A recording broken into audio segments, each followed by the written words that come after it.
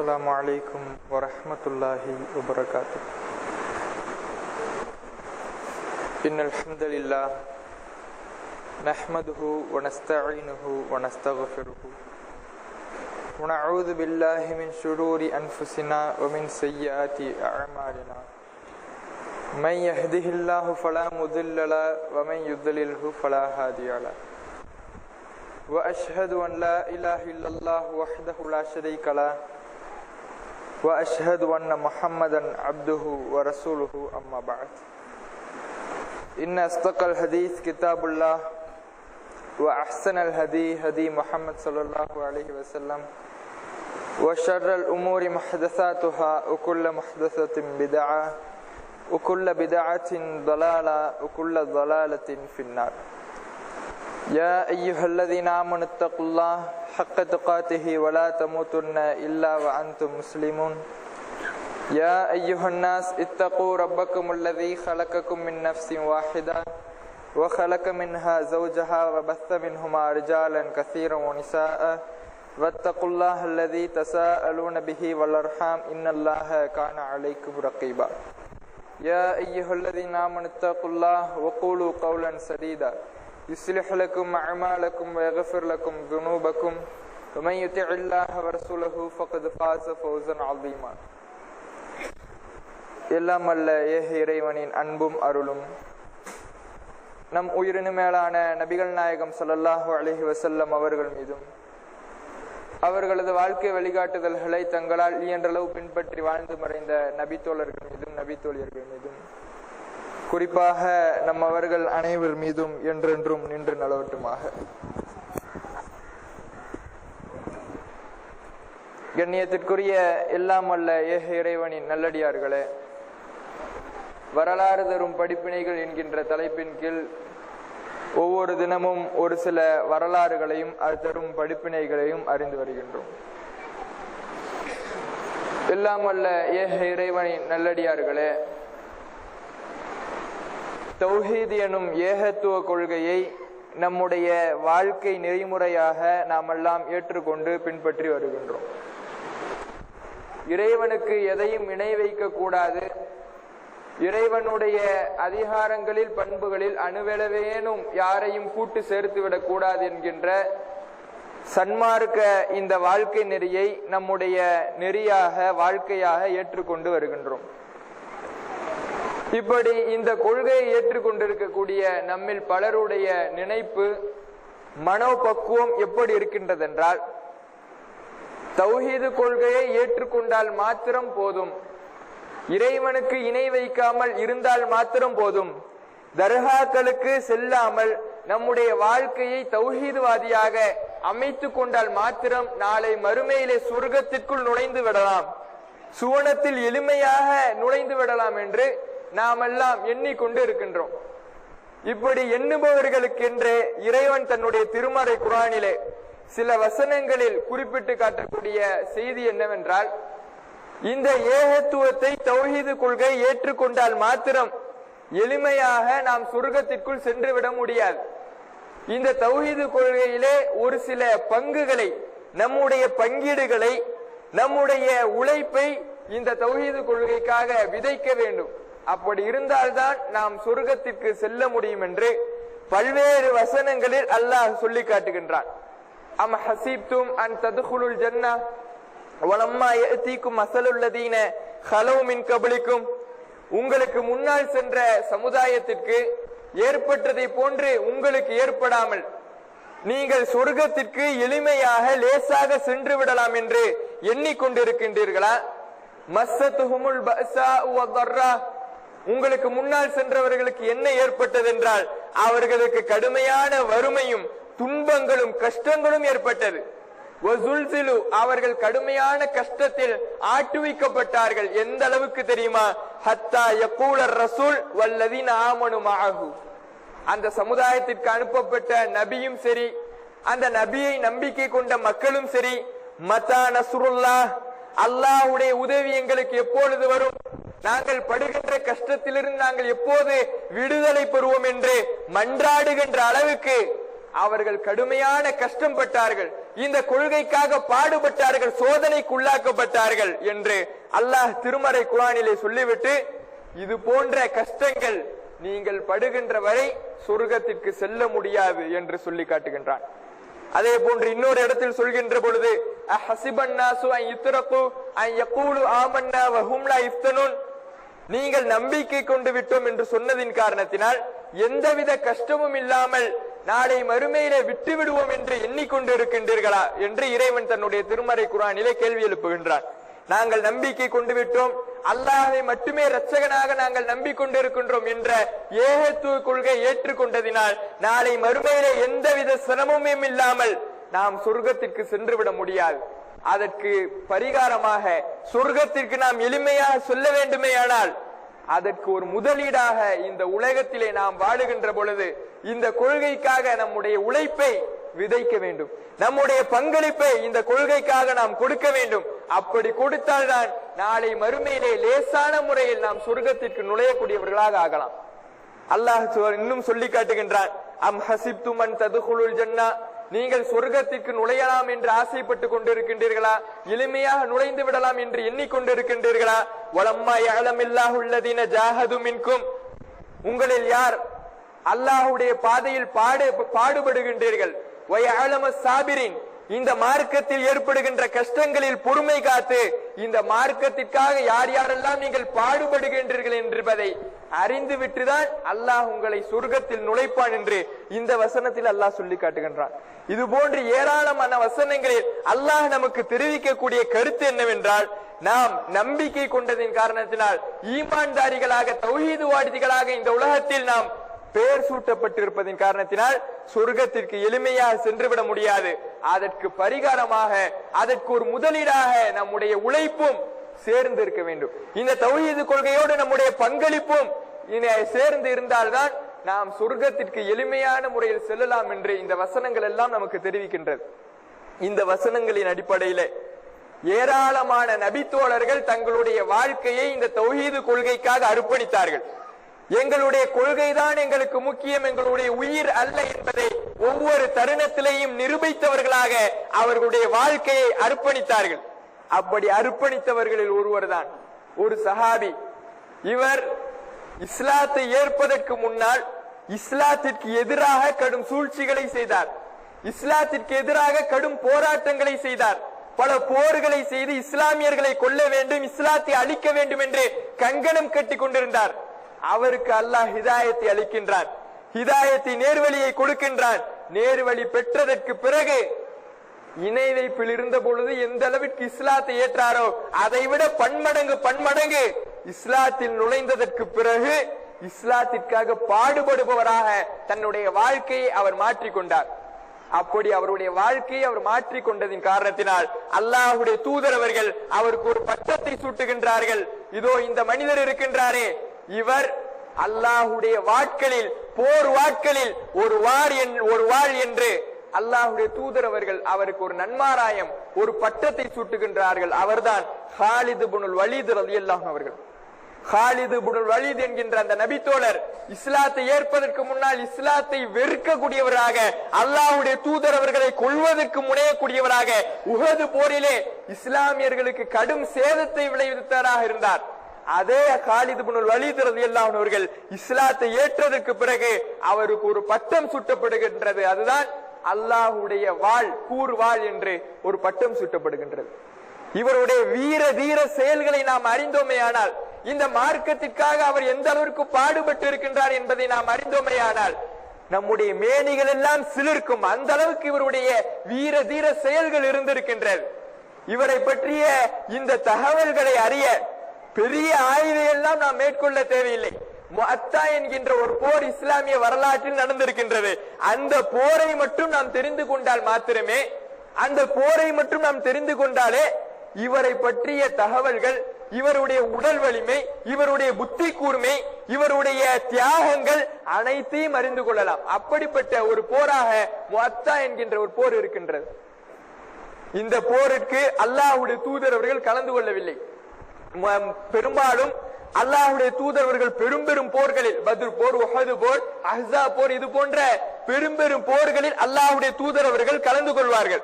ஒரு சின்ன படையை அல்லாஹ்வுடைய தூதரவர்கள் ஒரு ஊருக்கு அனுப்பி வைத்தார்களே, ஆனால் அவர்கள் அந்த போரிலே அல்லாஹ்வுடைய தூதரவர்கள் கலந்து கொள்ள மாட்டார்கள். இப்படி ஒரு வழக்கம் நபிகள் நாயகம் ஸல்லல்லாஹு அலைஹி வஸல்லம் அவர்களிடத்தில் இருந்தது.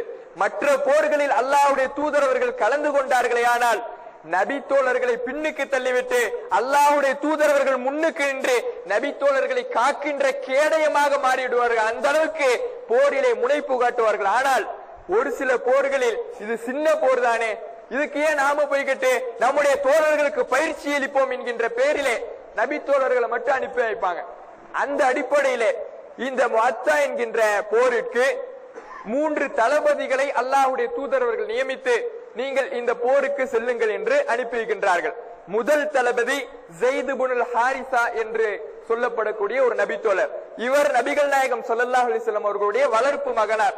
அந்த ஸைத் இப்னுல் ஹாரிஸா ரலியல்லாஹு அன்ஹு அவர்களை முதல் தளபதியாக அல்லாஹ்வுடைய தூதரவர்கள் நியமிக்கின்றார்கள்.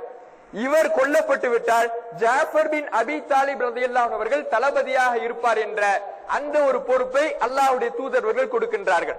ஜாஃபர் ரலியல்லாஹு அன்ஹு அவர்களும் கொல்லப்பட்டு விட்டால் அப்துல்லா இப்னு ரவாஹ் என்கின்ற நபி தோழர் தலைமை பீடத்தை தளபதி பொறுப்பை எடுப்பார் என்ற ஒரு 3 தளபதிகளை நியமித்து அல்லாஹ்வுடைய தூதரவர்கள் இந்த படையை அனுப்பி வைக்கின்றார்கள். படையும் புறப்படுகின்றது. படையிலே 3000 பேர் படை வீரர்கள் இருக்கின்றார்கள். இஸ்லாத்தினுடைய போரிலே பத்ரு போர் தான் மிகப்பெரிய ஒரு போர். அந்த போரில் கூட 1000 நபர்கள் தான், 1000 படை வீரர்கள் தான் கலந்து கொண்டார்கள். ஆனால் இந்த போரிலே முஅத்தா என்கின்ற போரிலே இஸ்லாமிய படையில் 3000 படை வீரர்கள் இருக்கின்றார்கள். 3000 படை வீரர்களை அழைத்துக் கொண்டு 3 தளபதிகளும் செல்கின்றார்கள். சென்றவுடன் போர் மைதானத்திலே அனைவரும் தயாராகின்றார்கள்.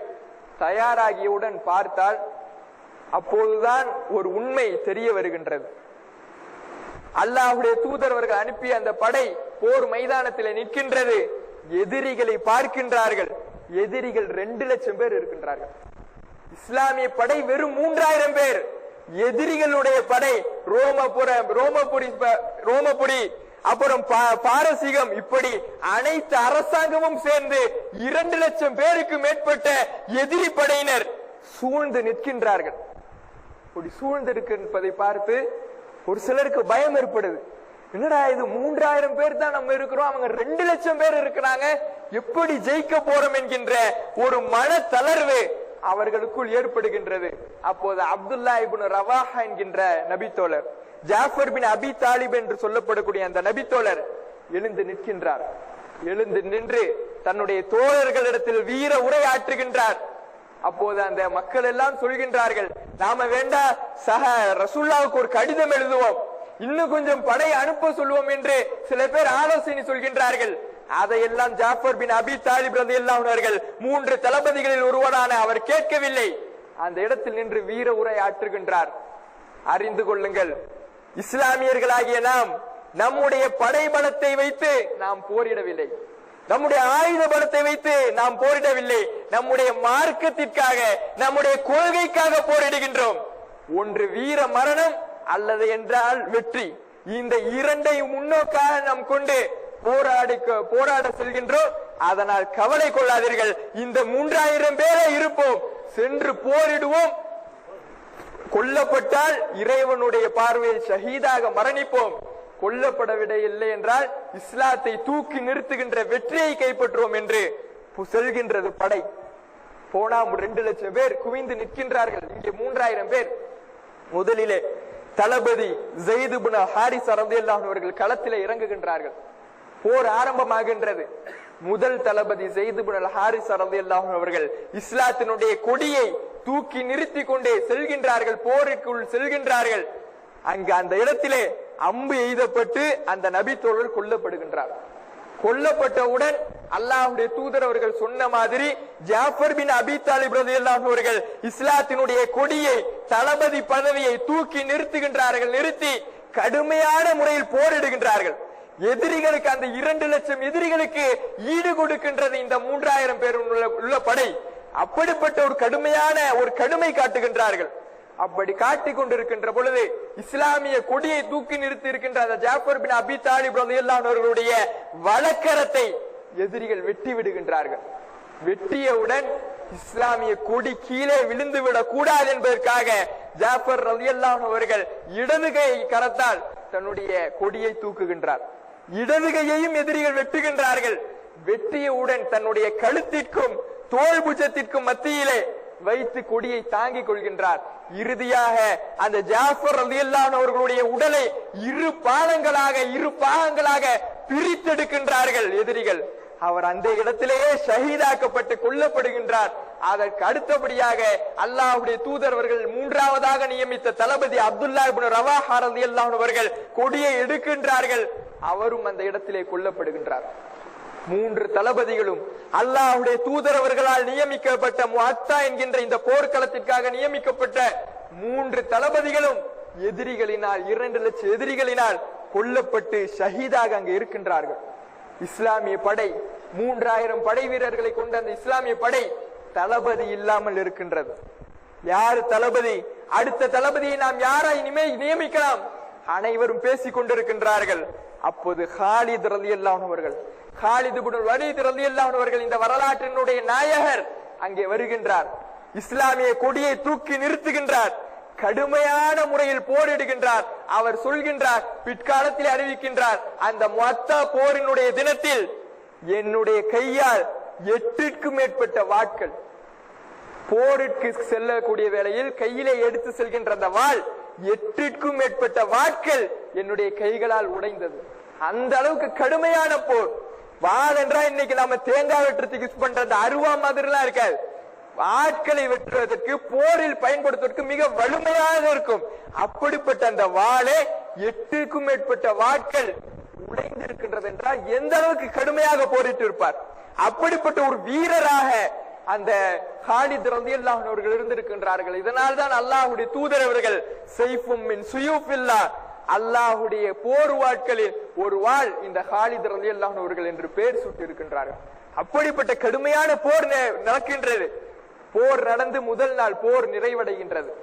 2வது நாள் 2 லட்சம் பேர் அந்த படை நிற்கின்றார்கள். 3000 பேர் கொண்ட இந்த படை நிற்கின்றது. மீண்டும் கடுமையாக தாக்கு கொடுக்கின்றார்கள். அந்த 2 லட்சம் படை வீரர்களோடு மோதுகின்றார்கள். சில பேருக்கு, இஸ்லாமிய படையில் இருக்கக்கூடிய சில தோழர்களுக்கு சோர்வு ஏற்படுகின்றது. என்னதான் இருந்தாலும் 2 லட்சம் பேர் எவ்வளவு பெரிய எண்ணிக்கை, வெறும் 3000 பேர் என்ன ஒரு சொற்பமான எண்ணிக்கை. ஒரு சோர்வு ஏற்படுகின்றது. அப்போது காலித் ரலியல்லாஹு அன்ஹு அவர்கள் ஒரு புத்திசாலித்தனத்தை பயன்படுத்துகின்றார்கள். வெறும் உடல் பலத்தை மட்டும் வைத்தால் இந்த 2 லட்சம் பேரை வீழ்த்த முடியாது. மனபலத்தையும் புத்தி கூர்மையையும் பயன்படுத்த வேண்டும் என்று ஒரு திட்டத்தை அந்த போரிலே அமல்படுத்துகின்றார்கள். என்ன திட்டம் தெரியுமா? அந்த முன்னாள் இருந்தவர்கள், நேற்றைய தினம் முதல் வரிசையில் இருந்தவங்களை தூக்கி பின்னால் வரிசையில தூக்கி போட்டுறார். பின்னால் வரிசையில் இருந்தவங்களை தூக்கி முதல் வரிசையில நிக்க வச்சிடறார். குதிரை வீரர்களை எல்லாம் தூக்கி பின்னால போய் நீங்க நின்று அல்லாஹ் அக்பர் என்கின்ற தக்பீர் முழக்கத்தை எழுப்புங்கள் என்று காலித் ரலியல்லாஹு அன்ஹு அவர்கள் சொல்லிவிடுகின்றார்கள். சொன்னவுடன் போர் படையும் அது போன்றே செய்கின்றது. செய்தவுடன் எதிரிகள் பார்க்கின்றார்கள், என்னடா இது, நேத்து பார்த்த முகங்கள் ஒன்னத்தையும் காணும், புதுசா படைகள் வந்துகிட்டே இருக்கிறாங்க போல இருக்கு. ஏன்னா பின்னால உள்ளவங்களை இந்த எதிரிகள் பார்த்ததில்லை, முன்னால் உள்ள வரிசையில் உள்ளவங்களை தான் பார்த்திருக்கிறாங்க. அந்த ஒரு ஐடியாவை பயன்படுத்தி, அந்த யோசனையை பயன்படுத்தி பின்னால் இருக்கக்கூடியவங்களை தூக்கி முன்னால போட்டுறார். குதிரை வீரர்களை எல்லாம் தூக்கி கடைசியில வச்சு அல்லாஹ் அக்பர் என்கின்ற முழக்கத்தை சொல்கின்றார். முழக்கத்தை சொன்னவுடன் படை வந்து கொண்டே இருக்கின்றது என்று எதிரிகள் நினைத்து மனதால் ஒரு சோர்வு கொள்கின்றார்கள். எதிரிகள் மன அளவுல சோர்வு வந்துட்டாலே முடிஞ்சு போச்சு, உடலும் சோர்தலும். அதை பயன்படுத்தி காலித் ரலியல்லாஹு அன்ஹு அவர்கள் இந்த போர் தந்திரத்தை பயன்படுத்தி வெற்றி வாகையை அந்த போரிலே முஅத்தா என்கின்ற அந்த போரிலே சூடுகின்றார்கள். கடுமையான போர், 2 லட்சம் பேரை ஈடுகொடுக்கக்கூடிய ஒரு போராக இந்த முஅத்தா என்கின்ற ஒரு போர் இருக்கின்றது. அப்படிப்பட்ட ஒரு போரிலே காலித் ரலியல்லாஹு அன்ஹு அவர்கள் 8 வாட்களை தன்னுடைய கைகளால் உடைத்து கடுமையாக போரிட்டு இருக்கின்றார். இந்த காலித் ரலியல்லாஹு அன்ஹு அவர்கள் இவர்களை பார்த்து அல்லாஹ்வுடைய தூதர் அவர்கள் ஒரு நாள் சொல்கின்றார்கள். அல்லாஹ்வுடைய தூதர் அவர்கள் அபூ ஹுரைரா ரலியல்லாஹு அன்ஹு அவர்களோடு நடந்து செல்கின்ற பொழுது காலித் ரலியல்லாஹு அன்ஹு அவர்கள் எதிர் திசையில வராங்க. வருகின்ற பொழுது அபூ ஹுரைரா ரலியல்லாஹு அன்ஹு அவர்களிடத்தில் ரசூலுல்லாஹ் கேட்கிறாங்க, இப்ப கடந்து சென்ற இந்த மனிதர் யாரு? கேட்டவுடன் அபூ ஹுரைரா ரலியல்லாஹு அன்ஹு அவர்கள் சொல்கின்றார்கள், காலித் இப்னு வலீத் யா ரசூலுல்லாஹ். அல்லாஹ்வுடைய தூதரே காலித் தான் கடந்து செல்றாரு அப்படின்னு சொன்ன உடனே ரசூலுல்லாஹ் சொல்றாங்க, நிஅம அப்துல்லாஹி ஹாதா, அவர் அல்லாஹ்வுடைய சிறந்த அடியார். காலித் இருக்கிறாரே அவர் அல்லாஹ்வுடைய மிகச் சிறந்த அடியார் என்று அல்லாஹ்வுடைய தூதர்வர்கள் ஒரு நன்மாராயம், ஒரு நற்சான்று பகர்கின்றார்கள். இப்படிப்பட்ட ஒரு வீரராகவும் இறைவனுடைய பார்வையில் ஒரு சிறந்த அடியாராகவும் இறைவனுடைய போர்வாள் என்று பெயர் சூட்டப்பட்ட ஒரு வீரராகவும் காலித் ரலியல்லாஹு அன்ஹு அவர்கள் இருந்திருக்கின்றார்கள். இன்னும் இந்த முஅத்தா பிரிவிலே இன்னொரு சுவாரஸ்யமான சம்பவம் ஒன்று இருக்கின்றது. அல்லாஹ்வுடைய தூதர் அவர்கள் 3 தளபதிகளை நியமிக்கின்ற பொழுது ஸெய்த் ரலியல்லாஹு அன்ஹு அவர்களை முதல் தளபதியாக, இரண்டாவது தளபதியாக ஜாஃபர் ரலியல்லாஹு அன்ஹு அவர்கள், மூன்றாவது தளபதியாக அப்துல்லாஹ் இப்னு ரவாஹா, இப்படி 3 தளபதிகளை நியமிக்கின்ற பொழுது ஜாஃபர் ரலியல்லாஹு அன்ஹு அவர்கள் இவரும் மிகப்பெரிய ஒரு வீரர். இந்த வீரர் அல்லாஹ்வுடைய தூதரவர்களிடத்தில் கேட்கின்றார்கள், அல்லாஹ்வுடைய தூதரவர்களே என்னை முதல் தளபதியாக போடுங்கள். ஸெய்த் ரலியல்லாஹு அன்ஹு அவர்களை அல்லாஹ்வுடைய தூதரவர்கள் முதல் தளபதியாக போடுகின்றார்கள். ஆனால் ஜாஃபர் சொல்கின்றார், அல்லாஹ்வுடைய தூதரவர்களை என்னை போடுங்கள் முதல் தளபதியாக, இந்த போரிலே நான் குதிக்கின்றேன் என்ற அந்த ஒரு வேகத்தோடு ஜாஃபர் ரலியல்லாஹு அன்ஹு அவர்கள் சொல்கின்றார்கள். அன்பார்ந்த சகோதரர்களை, இந்த போரினுடைய வரலாறு பல படிப்பினைகளை நமக்கு தருகின்றார். எந்த அளவுக்கு நன்மையில் முந்திருக்கின்றார் இந்த ஜாஃபர் ரலியல்லாஹு அன்ஹு அவர்கள். நாம ஒரு தொழுகைக்கு முந்துறது கிடையாது, பல விஷயங்களை நாம பின்தங்கி இருக்கிறோம். பல வணக்க வழிபாடுகளாக இருந்தாலும் சரி, இந்த பயான் கேட்கிறதா இருந்தாலும் சரி, ஏற்றுக்கொள்ளுங்களேன். ஒரு பயான் கேட்கிறோம், அதுக்கு உட்கார்றது மட்டும்தான் வேலை, உட்கார்ந்து செவிமடுக்கணும். இதற்கு கூட பல பேர் முந்துவதற்கு மறுக்கின்றோம். ஆனால் இந்த ஜாஃபர் ரலியல்லாஹு அன்ஹு அவர்கள் போரிலே கலந்து சென்று தன்னுடைய உயிர் பறிக்கப்படும் என்பதற்காக முந்துவதற்கு தயாராக இருந்திருக்கின்றார். அதே போன்றே அவர் எதிர்பார்த்ததை போன்றே அந்த போரிலே முஅத்தா என்கின்ற போரிலே 2 துண்டுகளாக ஜாஃபர் ரலியல்லாஹு அன்ஹு அவர்கள் கொல்லப்படுகின்றார்கள். பின்னால் போரெல்லாம் முடிஞ்சதற்கு பிறகு கொல்லப்பட்டவர்கள் எடுத்துட்டு பார்த்தா ஜாஃபர் ரலியல்லாஹு அன்ஹு அவர்களுடைய உடம்பிலே 80க்கும் மேற்பட்ட 50க்கும் மேற்பட்ட காயங்கள், அடித்து வெட்டுப்பட்டு அம்பெறிந்து பல காயங்கள், இப்படி 50க்கும் மேற்பட்ட காயங்கள் ஒரு உடலிலே இருந்திருக்கின்றது. அப்படிப்பட்ட ஒரு தியாகியாக ஜாஃபர் ரலியல்லாஹு அன்ஹு அவர்கள் இருந்திருக்கின்றார்கள். காலித் ரலியல்லாஹு அன்ஹு அவர்களை எடுத்து பாருங்கள், எதிரியாக இருந்தார். இஸ்லாம் என்பது யாருக்கு கிடைக்கும் என்பதால் நம்முடைய கையெல்லாம் கிடையாது. அல்லாஹ் தான் நாடியோருக்கு ஹிதாயத்தை கொடுப்பான், நேர்வழியை கொடுப்பான். அது யாருடைய கையிலும் கிடைக்காது. இஸ்லாத்தை எதிர்க்கக்கூடியவராக இன்று இருக்கின்றாரா, நாளை அவர் இஸ்லாத்தை தூக்கி நிறுத்தக்கூடியவராக கூட மாறலாம். அப்படிப்பட்ட ஒரு படிப்பினை இந்த வரலாறுகளின் மூலம் அல்லாஹ் நமக்கு சொல்லி தருகின்றான். நேர்வழி என்பது அல்லாஹ்வுடைய கையில் உள்ளது, அது யாருடைய அதிகாரத்திலும் கிடையாது. நாம என்னதான் பிரச்சாரம் செஞ்சாலும் சரி, அல்லாஹ் ஒருவருக்கு நேர்வழி காட்ட விரும்பிட்டானா, நாடிட்டானா, அவர் தான் நேர்வழிப்படுவார். ஒருவரை வழிகெடுக்க நாடிட்டானா அவர் வழிகட்டு தான் போவார். அப்படிப்பட்ட ஒரு ஏற்பாடை அல்லாஹ் நமக்கு செய்திருக்கின்றான். இந்த ஒரு சம்பவம், இந்த ஒரு விதி காலித் ரலியல்லாஹு அன்ஹு அவர்களுடைய வாழ்க்கையில் அப்படியே தெள்ள தெளிவாக தெரிகின்றது. உஹது போரிலே இஸ்லாமிய படைக்கு ஆரம்பத்தில் மிகப்பெரிய ஒரு வெற்றி, எதிரிகளை துரத்துகின்றார்கள் இஸ்லாமியர்கள். ஆனால் பிற்பகுதியிலே, போரினுடைய பின்னால் பகுதியிலே ஒரு சிலர் செய்த தவறினால் போரே அப்படி தலைகளாக புரண்டு விடுகின்றது. வெற்றி என்பது தோல்வியாக மாறுகின்றது. அப்போது மிகப்பெரிய ஒரு சேதம் இஸ்லாமிய படைக்கு ஏற்படுகின்றது. அதை ஏற்படுத்தியது காலித் ரலியல்லாஹு அன்ஹு அவர்கள். அப்போ நினைச்சு பார்த்துப்பாங்களா யாராவது, இவர் இஸ்லாத்துக்கு வருவாரா? இவர் நம்ம அடிச்சு துரத்துறாரு, நம்மளை வேதனை செய்யறாரு, இஸ்லாமிய படையை தோக்கடிக்கிறாரு, இவர் இஸ்லாத்துக்கு வருவாருன்னு யாராவது நினைச்சு பார்த்துப்பாங்களா? யாரும் நினைச்சு பார்த்துக்க மாட்டாங்க. அப்படிப்பட்ட அந்த காலித் ரலியல்லாஹு அன்ஹு அவர்களுக்கு இறைவன் ஹிதாயத்தை வழங்கி முஅத்தா என்கின்ற போரிலே இஸ்லாமிய படையையே 2 லட்சம் படை வீரர்களுக்கு எதிராக தூக்கி நிறுத்தக்கூடிய ஒரு வீரராக அல்லாஹ் ரப்புல் ஆலமீன் மாற்றி அமைக்கின்றார். இது போன்று நம்முடைய காலத்திலும் ஏற்படலாம், நம்முடைய உள்ளங்களும் இது போன்று புரளலாம். நம்மில் இருக்கக்கூடிய பலர் எதிர்த்தால், நம்மை எதிர்த்து கொண்டிருந்தால் அவர்களும் ஒரு நாள் இந்த தௌஹீது கொள்கைக்கு, ஏகத்துவ கொள்கைக்கு வரலாம். அதே போன்று நம்மை தூக்கி நிறுத்துகின்ற பலர், நாம் நினைத்து கொண்டிருக்கக்கூடிய பலர், இவரெல்லாம் தௌஹீதை விட்டு போவாரா, இவரையெல்லாம் அல்லாஹ் வழிகெடுத்துடுவானா அப்படின்னு நினைக்கக்கூடிய பலரும் கூட என்றாவது ஒரு சமயத்தில் அல்லாஹ் நாடினால் வழிகெட்டு போகலாம்.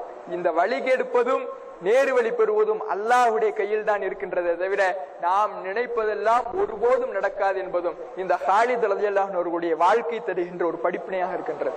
அதற்கு மேலாக, எல்லாவற்றிற்கும் மேலாக, எங்களுடைய கொள்கைக்காக எதை வேண்டுமானாலும் இழப்போம். எங்களுடைய உடலை இழப்போம், உயிரை இழப்போம், எங்களுடைய செல்வங்களை இழப்போம், எங்களுடைய உறவினர்களை இழப்போம், எங்களுடைய இந்த உலகத்தையே இழப்போம். ஆனால் எதற்காகவும் எங்களுடைய கொள்கையை இழந்துவிட மாட்டோம் என்பது இந்த முஅத்தா போரினுடைய வரலாற்றின் மூலமாகவும் ஹாலித் இப்னுல் வலீத் ரலியல்லாஹு அன்ஹு அவர்களுடைய இந்த சம்பவத்தின் மூலமாக நமக்கு தெரிய வருகின்றது. அல்லாஹ் இவர்களை தான் உண்மையான மூமின் என்று நற்சான்று பகிர்கின்றான்.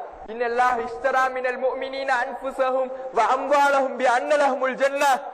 அல்லாஹ் மூமின்களுக்கு சொர்க்கம் இருக்கின்றது என்று வாக்களித்து விட்டான்.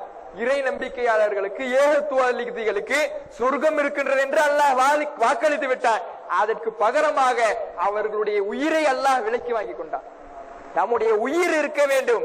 அல்லாஹ்விடத்தில் நம்முடைய உயிரை கொடுத்து விட்டால், நம்முடைய உழைப்பை கொடுத்து விட்டால், அந்த உழைப்பிற்கு பகரமாக நாளை மறுமையிலே இறைவனிடத்தில் சொர்க்கம் நமக்கு காத்திருக்கின்றது. அதற்கு ஒரு எடுத்துக்காட்டாக இந்த நபி தோழர்கள் திகழ்கின்றார்கள். அதே போன்று இன்னொரு இடத்தில் அல்லாஹ் மூமின்களுக்கு உண்டான இலக்கணத்தை சொல்லி காட்டுகின்றான். இன்னமல் முஃமினூன் அல்லதீன். உண்மையான மூமின்கள் யார் தெரியுமா? அல்லதீன ஆமனு பில்லாஹி வ ரசூலிஹி. அல்லாஹ்வையும் அல்லாஹ்வுடைய தூதரவர்களையும் அவர்கள் நம்பிக்கை கொள்வார்கள். சும்மலம் எர்தாபு. அந்த நம்பிக்கையிலே, அந்த ஏகத்துவ கொள்கையிலே ஒருபோதும் அவர்கள் சருகிவிட மாட்டார்கள், சந்தேகம் கொள்ள மாட்டார்கள். பிறகு வஜாஹது பி அம்வாலிஹிம் வ அன்ஃபுஸிஹிம் ஃபீ ஸபீலில்லாஹ். அல்லாஹ்வுடைய பாதையிலே தங்களுடைய உடலாலும் தங்களுடைய செல்வத்தாலும் பாடுபடுவார்கள். உலாய்க ஹுமுஸ் சாதிகூன். இவர்கள் தான் உண்மையான ஈமான் கொண்டவர்கள். உண்மையான ஈமான் கொண்டவர்கள்னா அல்லாஹ்வையும் அல்லாஹ்வுடைய தூதரை நம்பிக்கை கொண்டா மட்டும் போதாது. இந்த கொள்கை ஏத்துட்டோம், பேசாம போயிடுவோம், நமக்கு என்ன வந்தது, இந்த கொள்கைக்காக பாடுபட வேண்டும் என்பது நம்முடைய தலைவிதியா?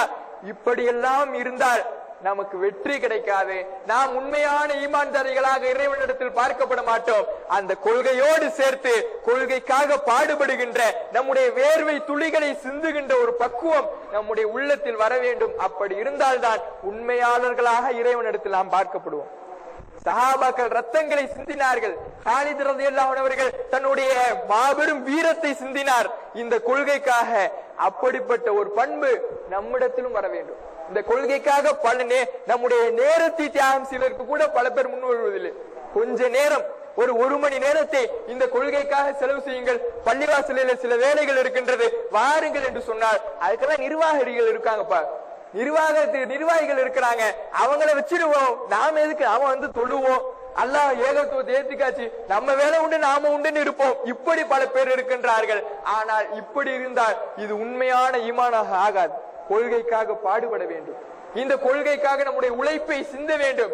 அப்படி சிந்தினால் தான் நாம் உண்மையான ஈமான்தாரிகளாக மாறலாம். சஹாபாக்கள் ரத்தங்களை சிந்தினார்கள், உயிரை கொடுத்தார்கள், உடல் உறுப்புகளை தியாகம் செய்தார்கள். அந்த உடல் உறுப்புகளின் விளைவாக, ரத்தங்களின் விளைவாகத்தான் இன்றைக்கு நமக்கு இந்த கொள்கை கிடைத்திருக்கின்றது.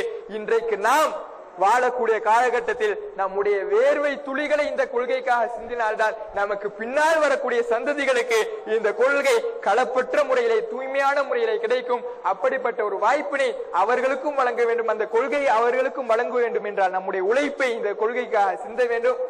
இந்த கொள்கைக்காக நம்முடைய உழைப்பை வழங்கி நாளை மறுமையில இறைவனிடத்தில் சொர்க்கத்தை பெறக்கூடிய நல்லடியார்களாகவும் நாம் மாற வேண்டும் என்று பிரார்த்தித்து எனது உரையை நிறைவு செய்கின்றேன். வாஹிர் தஅவானா அல்ஹம்துலில்லாஹி ரப்பில் ஆலமீன். அஸ்ஸலாமு அலைக்கும் வரஹ்மத்துல்லாஹி வபரகாத்துஹு.